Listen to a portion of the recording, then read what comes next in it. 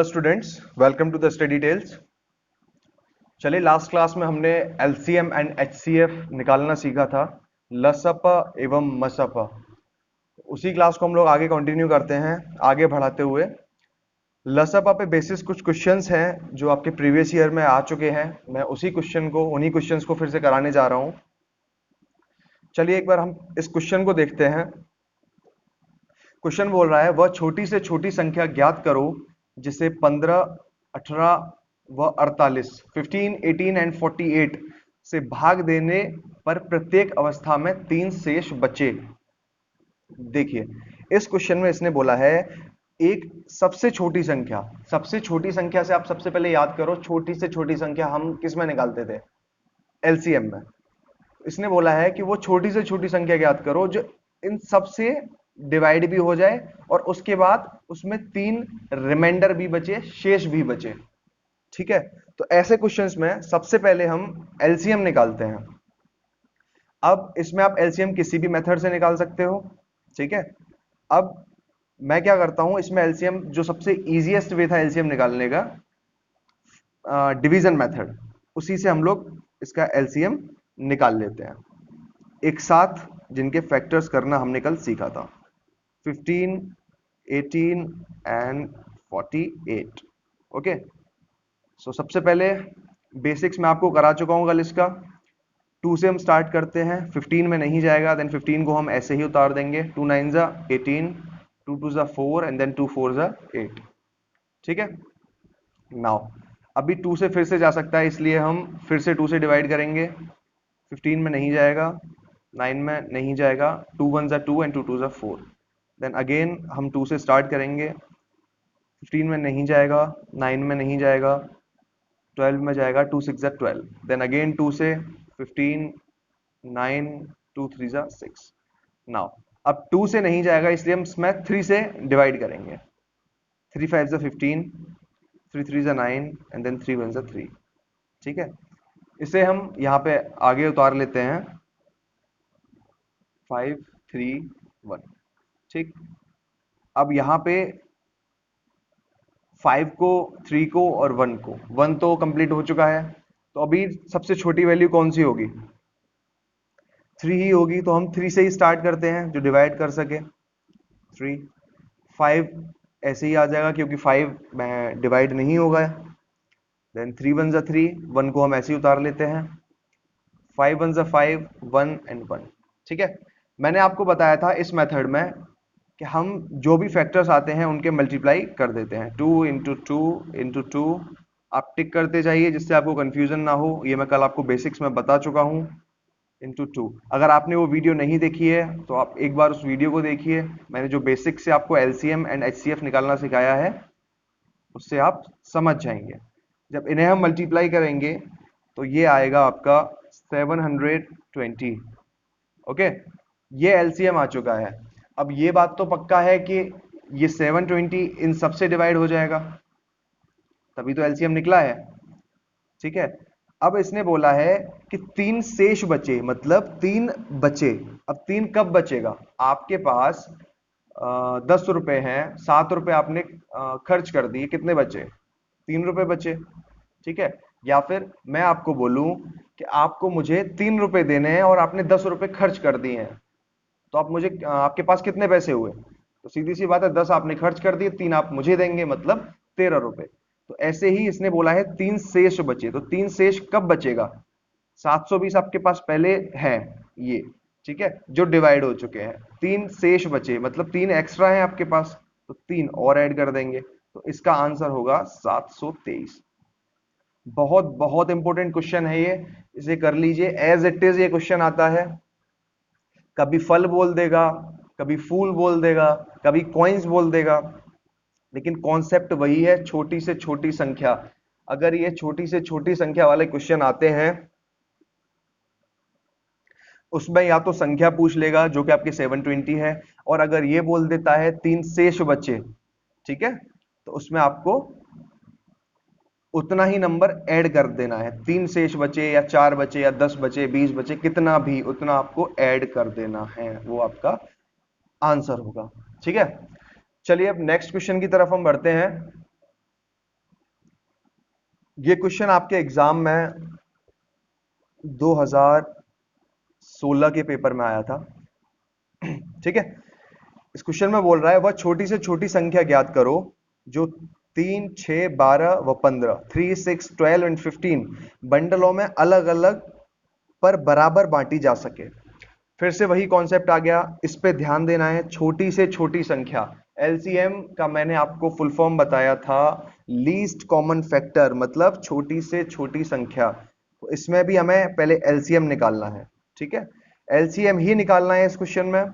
बस लैंग्वेज के क्वेश्चंस होते हैं जिसमें डायरेक्ट आपको एलसीएम निकालने के लिए नहीं बोला जाता है, सिर्फ क्वेश्चन दिया जाता है, उसे आपको समझना है कि इसमें एक्चुअली हमें करना क्या है। ठीक है, तो इसमें आपको एलसीएम निकालना है। चलिए फिर इसका एलसीएम निकाल लेते हैं हम। 3, 6, 12 एंड 15। अच्छा, अब तक आपने 2 और 3 डिजिट के एलसीएम निकाले थे, अब आप 4 डिजिट का एलसीएम निकालना भी देख लीजिए। सेम कॉन्सेप्ट है, करना कुछ नहीं है, बहुत ही ईजी है। 2 से स्टार्ट करते हैं। ये 12 दिख रहा है, मतलब 2 से चला जाएगा। 3 नहीं जाएगा, उतार देंगे। 2 3 जा 6, 2 6 जा 12 एंड देन 15 में नहीं जाएगा तो उतार देंगे ऐसे ही। 2 से एक बार फिर जा सकता है, 2 3 ऐसे ही उतर जाएगा, 3 ऐसे ही, 2 3 जा 6 एंड देन 15 को ऐसे ही उतार देंगे। अब 3 से करते हैं। 3 1 जा 3, 3 1 जा 3, 3 1 जा 3 एंड देन 3 5 जा 15। ठीक है, अब सारे कैंसिल हो चुके हैं, सिर्फ 5 बचा है, तो 5 से कर देते हैं। 5 1 जा 5, 1 एंड देन 5 1 जा 5। ठीक है, अब इसका एलसीएम हम निकाल लेंगे, सबको एक साथ मल्टीप्लाई करना होता है, ये मैं आपको बता चुका हूं। 2 इंटू 2 इंटू 3 इंटू 5। ओके, 2 2 जा 4 इंटू 5 3 जा 15, 15 4 जा 60। ये आपका एलसीएम आ गया। इस क्वेश्चन का आंसर ही ये है, सबसे छोटी से छोटी संख्या जो 3, 6, 12 व 15 बंडलों में अलग अलग पर बराबर बांटी जा सके, यही वो संख्या है। आपको इस क्वेश्चन में सिर्फ एलसीएम ही निकालना था और कुछ भी नहीं था। ठीक है, चलिए नेक्स्ट स्लाइड में बढ़ते हैं हम। अब आपका एलसीएम का ये क्वेश्चन तो हो गया है, अब कुछ थ्योरेटिकल बातें हैं जो मैं आपको समझाना चाहता हूं, ध्यान से आराम से उसे समझिए। एक थ्योरेटिकल क्वेश्चन कभी कभी ये आ जाता है, अभाज्य संख्या किसे कहते हैं। तो इसके लिए मैं एक डेफिनेशन बोल रहा हूं, चाहे तो आप उसे लिख सकते हैं या सिर्फ समझ लीजिए। ऐसी संख्याएं जो केवल एक या स्वयं से पूरी तरह विभाजित होती हों उन्हें अभाज्य संख्याएं कहते हैं। मतलब कोई एक ऐसा नंबर है, वो या तो एक से डिवाइड हो सकता है या वो खुद से डिवाइड हो सकता है, वो अभाज्य संख्याएं होती हैं। जैसे 3, 3 सिर्फ और सिर्फ 1 से डिवाइड हो सकता है या अपने आप से हो सकता है। ठीक है, अब जैसे 4 ले लो, 4 1 से भी हो जाएगा, 4 2 से भी हो जाएगा क्योंकि 2 2 जा 4 होता है, और 4 4 से भी हो जाएगा, मतलब अपने आप से भी हो जाएगा। तो 4 अभाज्य संख्या तो है नहीं। ठीक है, अब 5 का एग्जांपल ले लो। 5 ना तो 2 से जाएगा, ना 3 से, ना 4 से, सिर्फ 1 से जा सकता है और अपने आप से जा सकता है। ठीक है, अपने आप से डिवाइड हो सकता है। 6 का एग्जांपल लेते हैं, चलिए।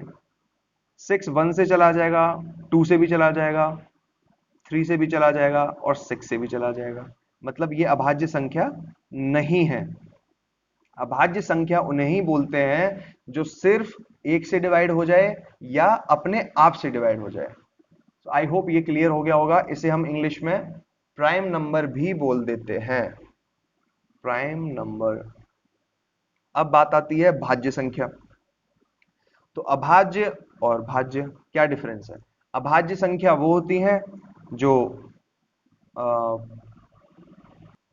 एक से या अपने आप से डिवाइड हो जाएं, और भाज्य संख्या वो होती हैं जो एक या दो से अधिक संख्याओं से डिवाइड हो जाएं। जैसे मैं इसकी एक बार छोटी सी डेफिनेशन बोलता हूं, उसे आप समझिए। ऐसी संख्याएं जो एक और स्वयं के अतिरिक्त अन्य संख्या से भी पूरी तरह विभाजित हो जाती है, उन्हें भाज्य संख्याएं बोलते हैं। ठीक है, जैसे 4 है, ये एक से भी डिवाइड हो जाएगी, ये 2 से भी हो जाएगी और ये 4 से भी हो जाएगी। अगला एग्जांपल लेते हैं हम। 6 मैंने आपको बता ही दिया था, 8 का ले लेते हैं। 8 एक से भी डिवाइड हो जाएगा, 2 से भी हो जाएगा, 4 से भी हो जाएगा और अपने आप से भी हो जाएगा। ठीक है, तो आई होप अभाज्य और भाज्य संख्याओं में अंतर आपको आ गया होगा। आपको सिर्फ इन्हें समझना है, डेफिनेशन आप कुछ भी लिख सकते हैं, कोई रटने की जरूरत नहीं है। एक बार आप इन्हें समझ जाइए कि अभाज्य और भाज्य संख्या में अंतर क्या है, एज इट इज आप लिख दीजिए, एग्जाम्पल में आप यही नंबर्स लिख सकते हैं। अब बात आती है अपवर्तक की। इसे कभी कभी डिवाइडर भी बोल देते हैं, वैसे इसे फैक्टर भी बोल देते हैं। अपवर्तक के लिए मैं एक छोटी सी डेफिनेशन बोलता हूं। अपवर्तक का अर्थ होता है जैसे विभाजक, इसे विभाजक भी बोल देते हैं। मतलब जिन संख्याओं से कोई संख्या पूरी पूरी विभाजित हो जाती है, उन संख्याओं को उस संख्या का अपवर्तक कहते हैं। जैसे समझिए 12 है, ठीक है। अब 12 को जो जो नंबर डिवाइड कर देंगे वो 12 के अपवर्तक होंगे। जैसे 12 को 1 भी डिवाइड कर देगा, 2 भी डिवाइड कर सकता है 12 को, 2 6 12 होता है ना, 3 भी डिवाइड कर देगा, 4 भी कर देगा, 6 भी कर देगा और 12 भी कर देगा। ठीक है, तो ये जो नंबर्स हैं 12 के अपवर्तक हैं। इन शॉर्ट अपवर्तक का मतलब सिर्फ ये होता है कि जो संख्या दी हुई संख्या को पूर्णतः या पूरी तरह विभाजित कर दें, डिवाइड कर दें, वो उस संख्या की अपवर्तक कहलाती हैं। ठीक है, तो आपसे एग्जाम में क्वेश्चन पूछ लेता है कि 20 का अपवर्तक बताइए, तो 20 का अपवर्तक बहुत आराम से बता सकते हैं कि 1 भी 20 को डिवाइड कर देगा, 2 भी कर सकता है, 3 नहीं करेगा। आप टेबल पढ़ के देख लीजिए, 3 का 20 उसमें नहीं आएगा। ठीक है, 4 कर देगा, 4 5 जा 20 होता है, 5 कर देगा। अब 6 नहीं करेगा, 7 नहीं करेगा, 8 9 ये नहीं करेंगे। अब 10 कर सकता है क्योंकि 10 2 जा 20, और 10 के बाद सीधा 20 ही करेगा डिवाइड, ना 11 करेगा ना 12 करेगा। तो ये सब 20 के अपवर्तक हैं।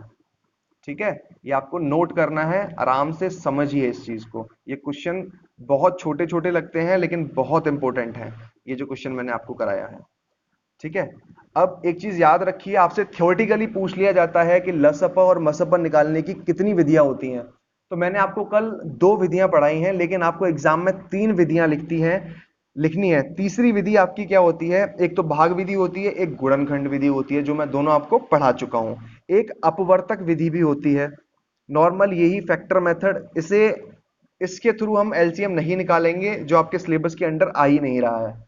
ठीक है, तो अगर आपसे थियोरेटिकली पूछा जाए तो आपको 3 विधियां बतानी है, और क्वेश्चन आपसे जो निकालने के लिए बोला जाएगा तो आपसे 2 तरह से निकलवा सकता है, भाग विधि या अभाज्य गुणनखंड विधि।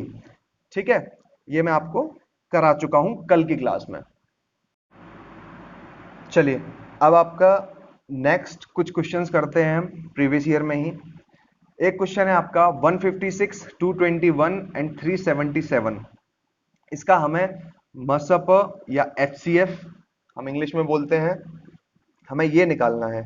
अब आपसे या तो जनरली पूछे तो आप किसी भी मेथड से निकाल सकते हैं, आपसे बोले कि आपको भाग विधि से निकालना है तो आप भाग विधि से निकालेंगे, और आपसे बोले कि आपको अभाज्य गुणनखंड विधि से निकालना है तो आप गुणनखंड विधि से निकालेंगे।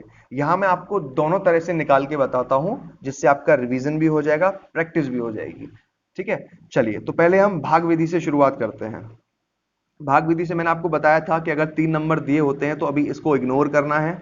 शुरुआत हम यहां से करेंगे, 221, इसे भाग देंगे 156 से, ये एक बार जाएगा, 156 यहां उतार लेंगे, और यहां पे आपका बचेगा 156 से भाग देने के बाद 65, 5 और 6। ठीक है, अब यहां पे हम इस नंबर को उतार लेते हैं, 156, 65 इंटू 2, ये हो जाएगा आपका 136 एंड देन 2। ओके, अब इसके बाद फिर ये 65 यहां आ जाएगा। मेक श्योर जब तक ये क्रॉस नहीं हो जाता, यहां खत्म नहीं हो जाता, तब तक हमें ये एचसीएफ करते रहना है। 65 ये यहां आ जाएगा, 26 इंटू 2, 52, आपका बचा 13, अब यहाँ आपको हमें 26 उतार लेना है। 13 टू ज़ा 26, मतलब ये क्रॉस हो गया। फाइनली 13 जो है हमारा HCF आ गया। अगर सिर्फ ये दो पूछे होते, लेकिन हमसे 3 पूछे हैं, तो हम इसे कंटिन्यू करेंगे आगे। ठीक है, इसे कंटिन्यू करने के लिए 13 यहां पे लेंगे। अगला है 377।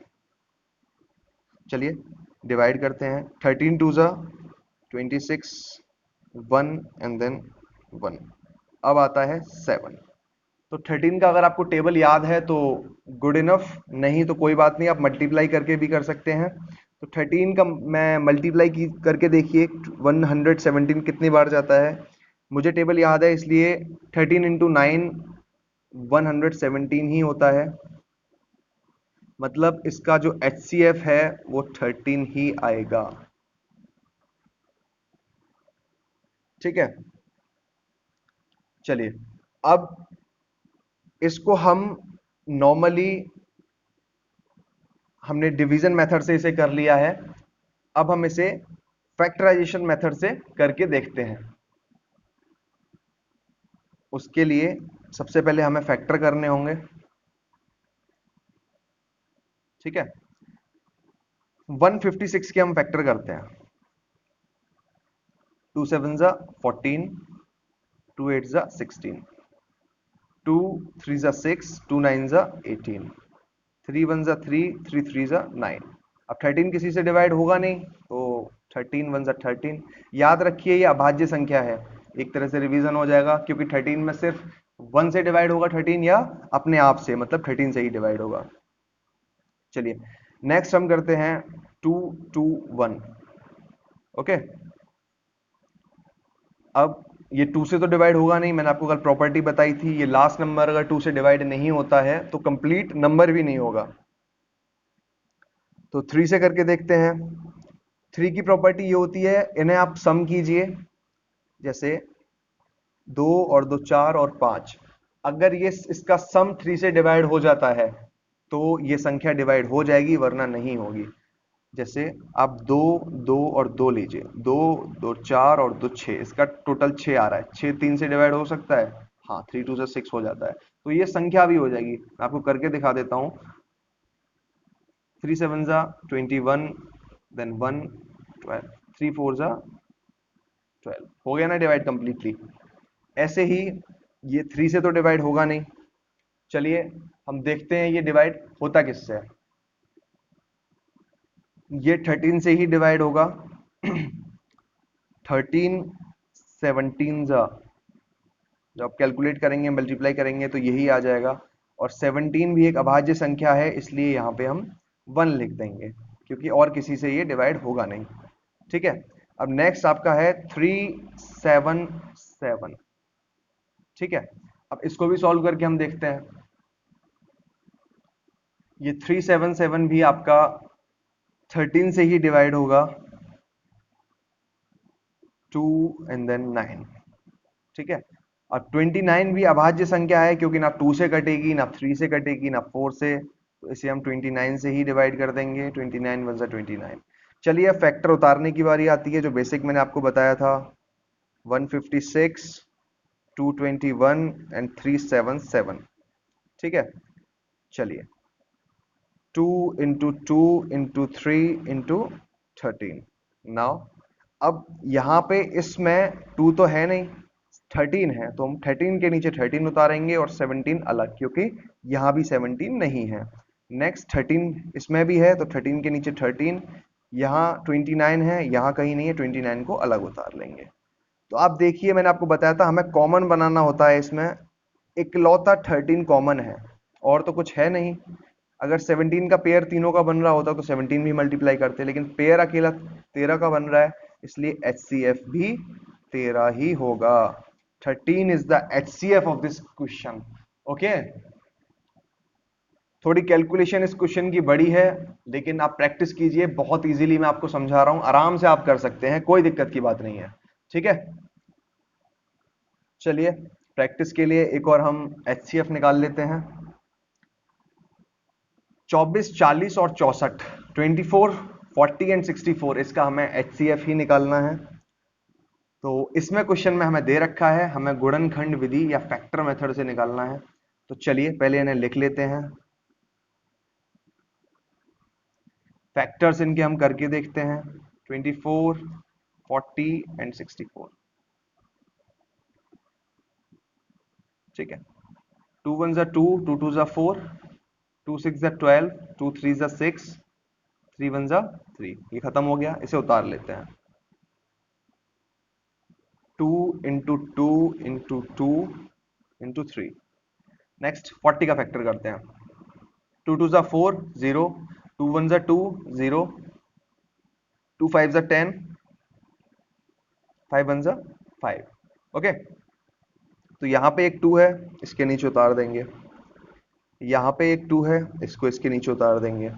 एक और 2 है, इसको भी उतार देंगे। अब यहाँ पे 5 बचा हुआ है, इसके यहाँ 5 नहीं है, तो 5 को हम अलग उतारेंगे, अलग लाइन में। मेक श्योर आप ऐसे लाइन करके चलें। ठीक, अब इसके फैक्टर करते हैं। 2 3 जा 6, 2 2 जा 4, अभी 2 से चला जाएगा दोबारा से। 2 1 जा 2, एंड 2 6 जा 12, 2 8 जा 16, 2 4 जा 8, 2 2 जा 4, 2 1 जा 2। ठीक है, तो इसे भी हम उतार लेते हैं। इसमें 1 2 3 4 5 6, 6 जो है नंबर 2 जो है रिपीट हुआ है 6 बार। तो 1 2 3। अब यहाँ पे तो 2 जो है 3 बार है सिर्फ, बाकी 2 को हम एक्स्ट्रा कहीं और लिखेंगे जो पेयर नहीं बन रहा है। 2 इंटू 2 इंटू 2। अब यहाँ पे हम पेयर देख लेंगे किस किस का बन रहा है। ये एक पेयर बन रहा है, ये एक पेयर बन रहा है, और एक पेयर ये बन रहा है। सिंपली HCF निकालने के लिए या मसप निकालने के लिए हमें क्या करना है, 2 इंटू 2 इंटू 2, क्योंकि यही पेयर है, एज इट इज हमें इसे उतारना होता है। तो आप मल्टीप्लाई कीजिए, 2 2 जा 4, 2 जा 8। ये आपका HCF हो गया। ठीक है, चलिए नेक्स्ट क्वेश्चन अब LCM का आता है। अब हमें LCM निकालना है, इसे भी हम गुणनखंड विधि या फैक्टर मेथड से ही निकालेंगे। सेम कॉन्सेप्ट आप को अप्लाई करना है। 12, 9 एंड 25। ओके, इसके फैक्टर करते हैं। 12, 2 6 जा 12, 2 3 जा 6, एंड 3 1 जा 3। तो 2 इंटू 2 इंटू 3। नेक्स्ट है आपका 9। 2 से ये डिवाइड होगा नहीं, 3 से हो जाएगा, तो इसलिए 3 से हम इसमें डिवाइड करते हैं। 3 3 जा 9, एंड 3 1 जा 3। तो पेयर को पेयर के नीचे उतारिए। 3 का एक पेयर यहां बन रहा है और दूसरा 3 अलग, इसको आप ऐसे चलिए। नेक्स्ट है आपका 25। अब इसमें क्या करना है आपको, ना ये 2 से जाएगा, ना ये 3 से जाएगा, और ना ही 4 से जा रहा है ये। तो 5 से जा रहा है, तो 5 से करते हैं। 5 5 जा 25, एंड 5 1 जा 5। तो 5 का पेयर अलग बना देते हैं। ठीक है, मैंने आपको बताया था इसमें भी हम पेयर बना के देखते हैं, लेकिन इसमें हमें सबको लिखना होता है। इसमें पेयर नहीं है, इसको उतार लो ऐसे ही। इसमें पेयर नहीं है, इसको भी ऐसे उतार लेंगे। इसमें पेयर है, इसमें तीनों के पेयर की जरूरत नहीं होती। जितने भी पेयर बन रहे हैं, इसमें ये पेयर बन रहा है तो इसको सिर्फ एक ही उतारेंगे। यहाँ पे एक पेयर बन रहा है ना, तो इसे 3 उतारेंगे। उसके बाद इस 3 को हम यहाँ उतार लेंगे, इस 5 को उतार लेंगे, और इस 5 को उतार लेंगे। इन सब का मल्टीप्लाई करना होता है हमें। जब आप इसका मल्टीप्लाई करेंगे तो आपका आंसर आएगा 900। यही आपका LCM है। नॉर्मली आप मल्टीप्लाई कीजिए, 2 2 जा 4, देन 3 3 जा 9, देन 5 5 जा 25। ठीक है, ये आपका फिर इसे मल्टीप्लाई करेंगे, 4 9 जा 36 इंटू 25। जब आप इसे मल्टीप्लाई करेंगे तो आपका 900 ही आंसर आएगा। ठीक है,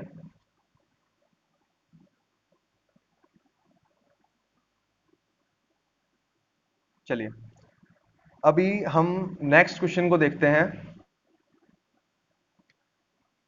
36, 24 एंड 20, इनका हमें लसप या LCM निकालना है। ठीक है, वो भी भाग विधि से।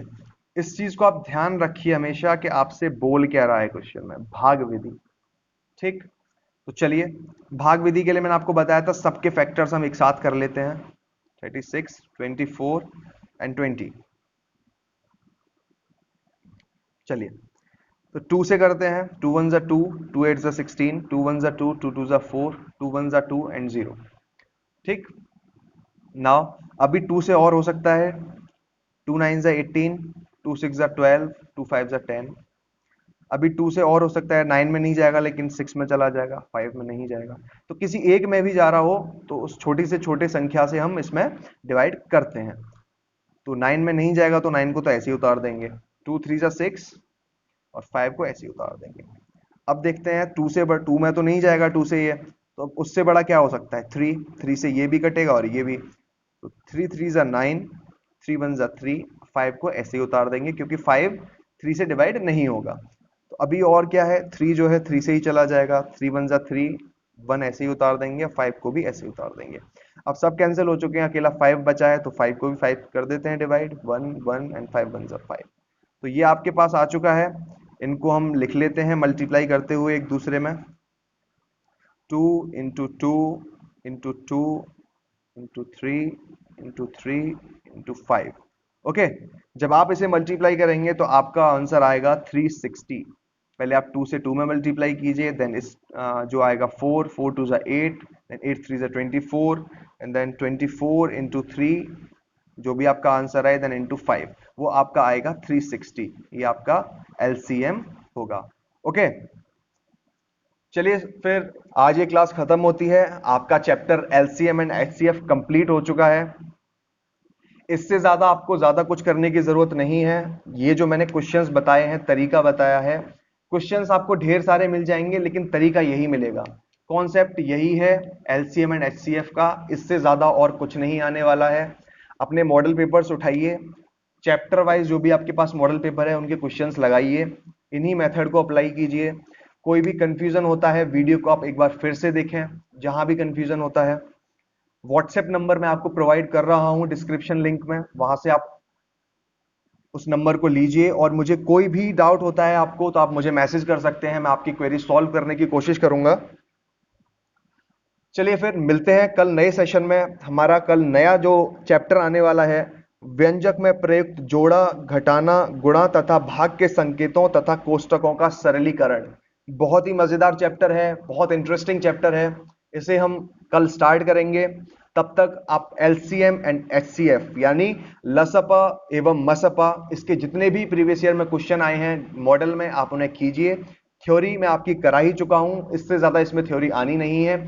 फिर भी आप मॉडल पेपर एक बार देख सकते हैं, रिवीजन कर सकते हैं, नया इसमें कुछ भी नहीं है। क्वेश्चंस की लैंग्वेज बस दी जा सकती है, जैसे मैंने बताया था एलसीएम वाले क्वेश्चन में कि आपको छोटी से छोटी संख्या देके नंबर्स दे दिए जाएंगे और उनके पेयर पूछ लिए जाएंगे या वो नंबर पूछ लिया जाएगा। उस तरीके का भी मैं आपको क्वेश्चन करा चुका हूं, इससे ज्यादा इसमें कुछ भी नहीं है। ठीक है, तो चलिए फिर आप प्रैक्टिस कीजिए। कोई डाउट होता है तो आप मुझे व्हाट्सएप पे मैसेज कर सकते हैं। ठीक है guys, thank you so much. मिलते हैं अगले लेक्चर में। Thank you. If this session was helpful to you, like, comment, share and subscribe. Press the bell icon and you can follow me on the links given below.